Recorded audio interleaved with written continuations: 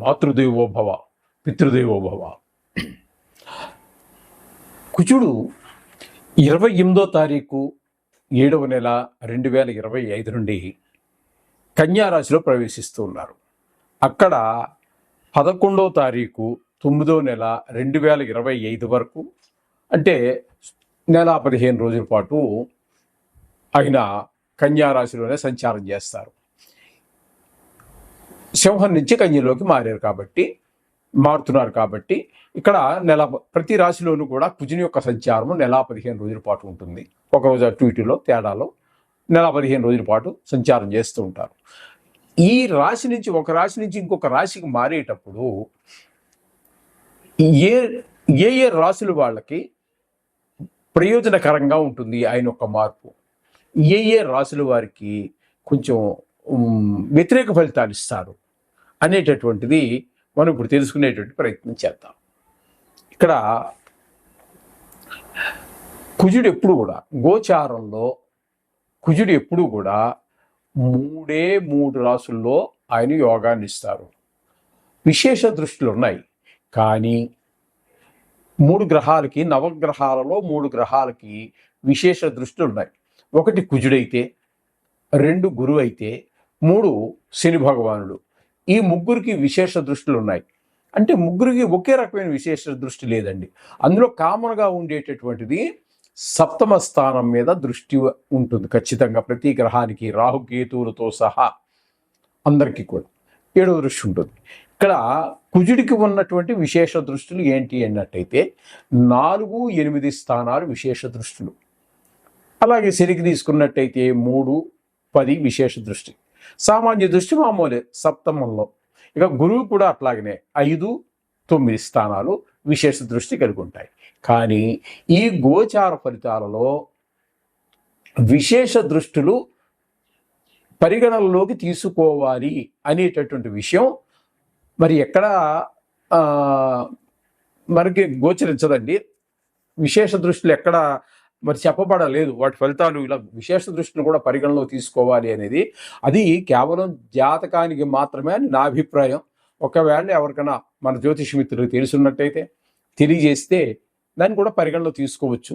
కానీ గోచారంలో నాకు తెలిసినంత వరకు మాత్రము మీ విశేష దృష్టిలు అనేవి లేవు. ఏ దృష్టి సప్తమ దృష్టి, అది ఏ దృష్టి ఎక్కడి నుంచి ఎవరికైతే ఏ రాసుల్లో ఉందో ఆ స్థానాన్ని బట్టే ఫలితం చెప్పబడుతోంది తప్పితే విశేష దృష్టిల గురించి ఆయన ఎక్కడున్నారు అనేసి దాన్ని బట్టి కుజుడి గురించి అయితే 4, 8 స్థానాలు అవి ఎక్కడ చెప్పబడినట్టుగా లేదండి. మరి నాకు తెలిసినంత వరకు సుమారుగా నాకు కూడా ఇంచుమించుగా ఒక 20 సంవత్సరాల అనుభవం ఉంది, కానీ ఎక్కడ మరి తగలలేదు. మిత్రులు ఎవరో తెలియజేస్తే సరిదిద్దుకుంటాను. నేను నిత్యము నిత్య విద్యార్థి, ఎప్పుడు కొత్త విషయం తెలుసుకోవాలి అనేటటువంటి ఒక తహతహ ఉన్నటువంటి వాడిని. కాబట్టి ఇక్కడ మీకు ఎవరికైనా తెలిస్తే నాకు కొంచెం దయచేసి నా నెంబరు కింద ఉంటుంది కాబట్టి అక్కడ మీరు కొంచెం దయచేసి తెలియజేయండి. ఎక్కడ నాకు తెలిసినంత వరకు లేదు. మరి సరే, ఓకే, ముందుకు వెళ్దాం. ఇప్పుడు ముఖ్యంగా మకర రాశి వారికి 9వ స్థానం అయినటువంటి కన్యలో కుజుడు 28వ తారీఖు 7వ నెల 2025 నుండి 11వ తారీఖు 9వ నెల 2025 వరకు సంచారం చేస్తూ ఉన్నారు. 9వ స్థానం, దీన్నే మనం భాగ్యస్థానం అని కూడా అంటూ ఉంటాము. ఈ విధంగా 9వ స్థానం అంటాం, భాగ్యస్థానం అంటాం, ఇంకా చాలా అంటాం, పితృస్థానం అంటాం, అనేక రకాల పేర్లతో దీన్ని మనం పిలుస్తూ ఉంటాం. ఈ స్థానంలో సంచారం చేసేటప్పుడు ఆయన శుభప్రదమైన ఫలితాలు ఇస్తాడా, అశుభప్రదమైన ఫలితాలు ఇస్తాడా? శుభ ఫలితాలు అయితే ఏ విషయాల్లో శుభప్రదమైన ఫలితాలు ఇస్తారు, అశుభ ఫలితాలు అయితే ఏ రాసుల్లో అశుభ ఫలితాలు కలగజేస్తారు అనేటటువంటిది మనం తెలుసుకునే ప్రయత్నం చేద్దాము. ఇక్కడ శాస్త్రకారులు చెప్పిన విషయం ఏంటంటే ఆచ్ఛాదనాత్ అనన్యూనం శోషణం దేహపీడనం స్థాననాశం విరోధంచ నవమస్తే ధరాసుత. ధరాసుత అంటే కుజుడండి. ధర అంటే భూమి, సుత అంటే కుమారుడు.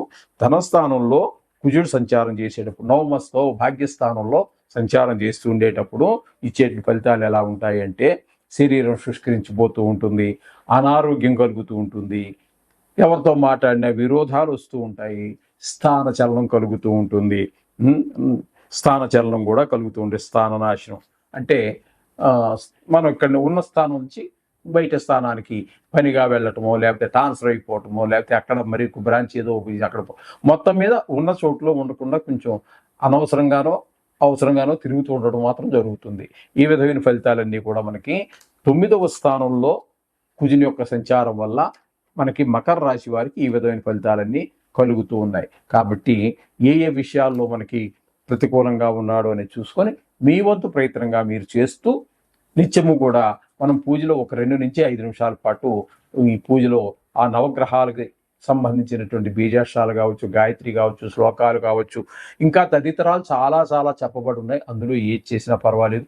ఇంకా ముఖ్యంగా మీ ఇంటికి ఇంకా మీకు అవకాశం ఉంటే మీ ఇంటికి దగ్గరలో ఉన్నటువంటి నవగ్రహాలు కలిగినటువంటి దేవాలయం ఉంటే రోజు వెళ్ళండి. ఇది బాగా దగ్గరగా ఉన్నట్టయితే ఏదో ప్రత్యేకమైన కొన్ని రోజుల్లో వెళ్ళాల్సిన పని లేదండి. నిత్యము వెళ్ళండి, నిత్యము దర్శనం చేసుకోండి, నిత్యము ఓ 9 ప్రదర్శనలు చేసి రోజు ప్రార్థించండి. ఎన్ని సమస్యలండి, అన్ని సమస్యల నుంచి ఈ నకులుడు సహదేవుడు చినుక్కి చినుక్కి మధ్య నుంచి తడవకుండా వెళ్ళిపోయేవాడట.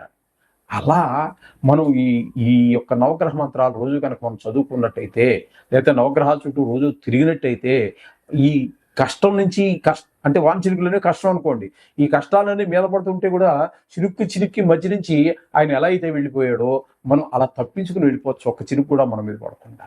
అంతా ఒక రకంగా చెప్పాలంటే ఇప్పుడు ఆధునిక భాషలో ఐరన్ డ్రోమ్ ఈ ఈ మిసైల్స్ నుంచి ఎలా అయితే కాపాడుతుందో ఈ డ్రోన్ నుంచి అదే ఐరన్ డ్రోమ్ లాంటిది అనుకోండి ఒక రకంగా.